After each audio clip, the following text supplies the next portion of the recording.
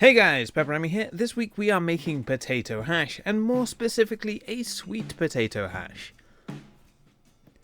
Now this recipe is great for using any leftover baked, normal or sweet potatoes you may have laying around in your freezer, or you could even defrost some of the pre-cooked microwave baked potatoes that you can get, and they are perfect for this recipe. Now I want to start by peeling and dicing your potatoes into roughly 1 centimeter cubes. Now admittedly, I did cut mine a little bit on the larger size.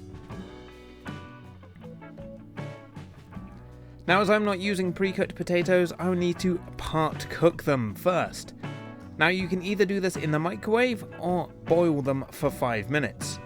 Now if you are cooking them in the microwave, you want to drizzle them with some olive oil, sprinkle with some salt and pepper and toss to coat, and then cover with some film.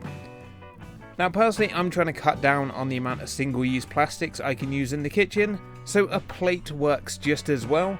And then you just want to toss the potatoes halfway through cooking, and you want to cook them for around about 5 to 8 minutes.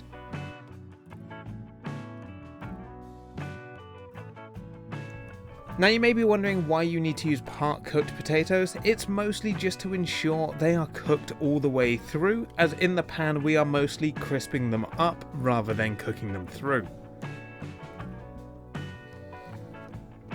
Now while your potatoes are cooking, if you have chosen to use non-part-cooked potatoes, you want to heat some oil in a large frying pan and fry some sausage, bacon, or personally for my choice I went for some chorizo, as while this is cooking it will colour the oil a nice orange, which contrasts nicely with the orange of the potatoes.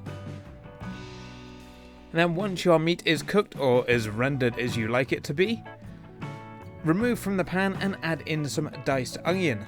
Now once again, I am using red onions to once again work with the colour of the potatoes, and then fry until soft and fragrant.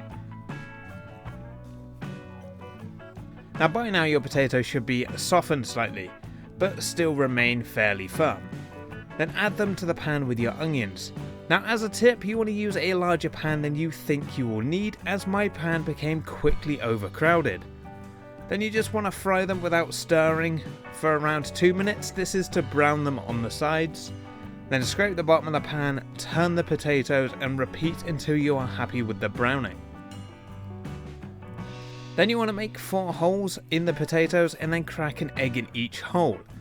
Now if possible you want to cover the pan. This is to trap the steam in so the top of the eggs cook nicely.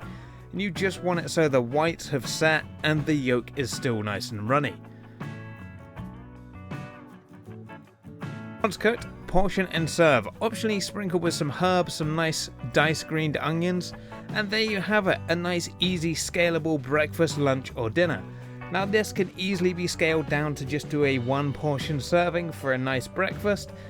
And these potatoes, once they are part cooked, you can just whack them in the freezer and then break them out anytime. Now personally I serve mine with just a nice bit of homemade tomato bread if you want to serve it with something. But this works for just a standalone meal as it is. Just put a bit of sauce over the top and there you have it.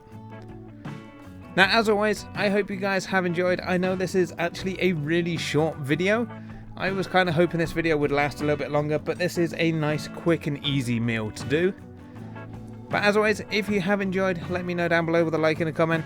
If you're new here, feel free to subscribe for free weekly cooking content. We are really getting close to 300 subscribers, which is absolutely amazing. It would blow me away if we could hit 500 this year. And I will see you all again next week. Thanks for watching.